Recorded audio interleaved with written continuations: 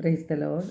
സ്നേഹമുള്ളവരെ, ഇന്ന് നാം ചിന്തിക്കുന്നത് മരണം എന്ന യാഥാർത്ഥ്യത്തെക്കുറിച്ചാണ്. ഈ ഭൂമിയിലേക്ക് ജനിച്ച് വീണാൽ ഒരു ദിവസം മരിക്കും എന്നതുറപ്പാണ്.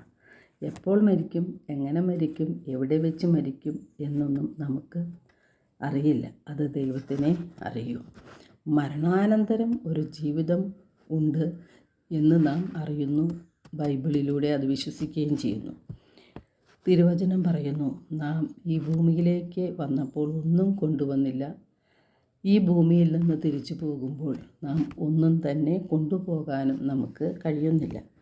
നാം ചെയ്ത സൽപ്രവർത്തികളും ദാനധർമ്മങ്ങളും ദൈവഹിതം നിറവേറ്റി ജീവിച്ച ആ നല്ല നിക്ഷേപങ്ങളും മാത്രമാണ് നമുക്ക് കൂടെ കൊണ്ടുപോകാനായിട്ട് സാധിക്കുന്നത്. അതിനാൽ അലസത കൂടാതെ നാം സൽപ്രവർത്തികൾ ചെയ്തുകൊണ്ട് സ്വർഗത്തിൽ നിക്ഷേപം കരുതി വയ്ക്കുകയാണ് നാം ചെയ്യേണ്ടത്. യേശു പറയുന്നുണ്ട്, എൻ്റെ പിതാവിൻ്റെ ഭവനത്തിൽ അനേകം വാസസ്ഥലങ്ങളുണ്ട്. ഇല്ലായിരുന്നെങ്കിൽ ഞാൻ നിങ്ങളെ കൂട്ടിക്കൊണ്ടു പോകാൻ വരുമെന്ന് പറയുമായിരുന്നു. ഞാൻ പോയി നിങ്ങൾക്ക് സ്ഥലം ഒരുക്കി കഴിയുമ്പോൾ ഞാൻ ആയിരിക്കുന്നിടത്ത് നിങ്ങളും ആയിരിക്കേണ്ടതിന് ഞാൻ വീണ്ടും വന്ന് നിങ്ങളെയും കൂട്ടിക്കൊണ്ട് പോകും. അപ്പോൾ മരണത്തിന് ശേഷം ഒരു നിത്യജീവനിലേക്കുള്ളൊരു പ്രവേശനം നാം പ്രതീക്ഷിക്കുന്നുണ്ട്. ആ പ്രതീക്ഷയ്ക്ക് മങ്ങലേൽക്കാതെ ആത്മാവിൻ്റെ രക്ഷയെ മുൻനിർത്തി വേണം ഈ ലോകജീവിതം നാം നയിക്കേണ്ടതിന്. വിശുദ്ധ മത്തായി സുവിശേഷം 16:26 യേശു പറയുന്നുണ്ട്, ഒരുവൻ ലോകം മുഴുവൻ നേടിയാലും ഈ സ്വന്തം ആത്മാവിനെ നഷ്ടപ്പെടുത്തിയാൽ അവന് എന്ത് പ്രയോജനം? ഒരുവൻ സ്വന്തം ആത്മാവിന് പകരമായി എന്ത് കൊടുക്കും? യാക്കോബിൻ്റെ ലേഖനം 4:5 പറയുന്നുണ്ട്, നമ്മിൽ നിക്ഷേപിച്ചിരിക്കുന്ന ആത്മാവിനെ ദൈവം അസൂയയോടെ അഭിലഷിക്കുന്നു എന്ന്. ദൈവത്തിൻ്റെ ആത്മാവിനെയാണ് നമ്മിൽ നിക്ഷേപിച്ചിരിക്കുന്നത്. ഈ ആത്മാവ് ദൈവത്തിനുള്ളതാണ്. അത് സാത്താന് കൊണ്ടുപോകാൻ സാധിക്കില്ല. അത് വിട്ടുകൊടുക്കാൻ ദൈവം അനുവദിക്കുന്നില്ല. പക്ഷേ നല്ല രീതിയിൽ നാം ജീവിച്ചില്ലെങ്കിൽ നമ്മുടെ ആത്മാവിനെ സാത്താൻ അവൻ്റെ രാജ്യത്തിലേക്ക് കൊണ്ടുപോകും എന്നുള്ളതും ഉറപ്പാണ്. അപ്പോൾ നമ്മിൽ നിക്ഷേപിച്ചിരിക്കുന്ന ആത്മാവിനെ ദൈവത്തിനുള്ളതാണെന്ന് വ്യക്തമാക്കാനാണ് യാക്കോബ് ശ്ലീഹ പറയുന്നത്, നിങ്ങളുടെ ആത്മാവിനെ അസൂയയോടെ ദൈവം അഭിലഷിക്കുന്നു എന്ന്. ആത്മാവ് ദൈവത്തിനുള്ളതാണ്. എങ്ങനെ നമ്മുടെ ആത്മാക്കളെ രക്ഷിക്കാൻ കഴിയും?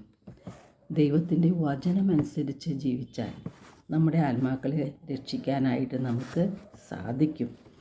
ദൈവത്തിൻ്റെ വചനങ്ങൾക്കാണ് നമ്മുടെ ആത്മാക്കളെ രക്ഷിക്കുവാനായിട്ട് കഴിയുന്നത്. നമ്മിൽ പലരും ഭൗതിക നേട്ടങ്ങൾക്കായിട്ട് പരക്കം പായുന്നവരാണ്. എങ്ങനെയെങ്കിലും സമ്പത്തുണ്ടാക്കണം, സമൂഹത്തിൽ വലിയ നിലയും വിലയും നേടണം, സമൂഹത്തിൻ്റെ അംഗീകാരവും കയ്യടിയും നേടുവാനും മറ്റുള്ളവരെക്കാൾ വലിയവനാകാനും വേണ്ടി നിരന്തരം നാം പരിശ്രമിക്കുകയാണ്. നമ്മുടെ ഓട്ടം മുഴുവനും ഈ ലോകത്തിൻ്റെ നേട്ടങ്ങൾക്ക് വേണ്ടിയുള്ളതാണ്.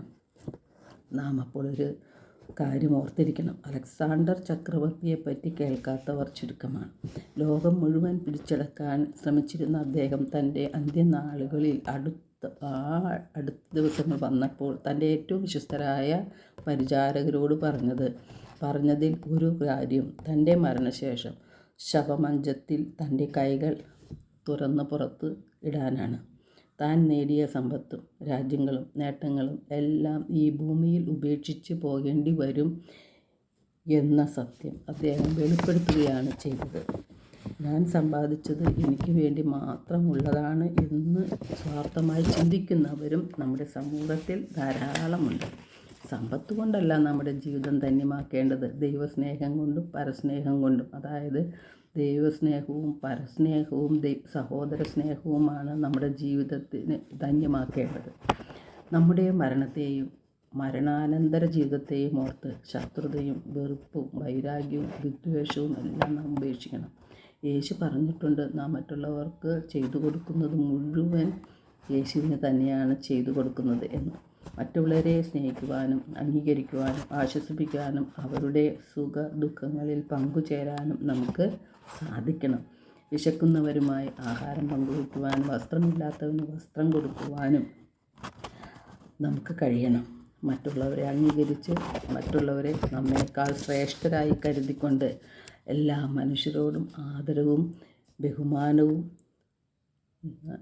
കാണിക്കാൻ നാം കടപ്പെട്ടവരാണ്. അതിനുള്ള മാർഗങ്ങളും മാതൃകയുമാണ് നമ്മുടെ രക്ഷകനായ യേശുനാഥൻ നമുക്ക് നൽകിയിട്ടുള്ളത്.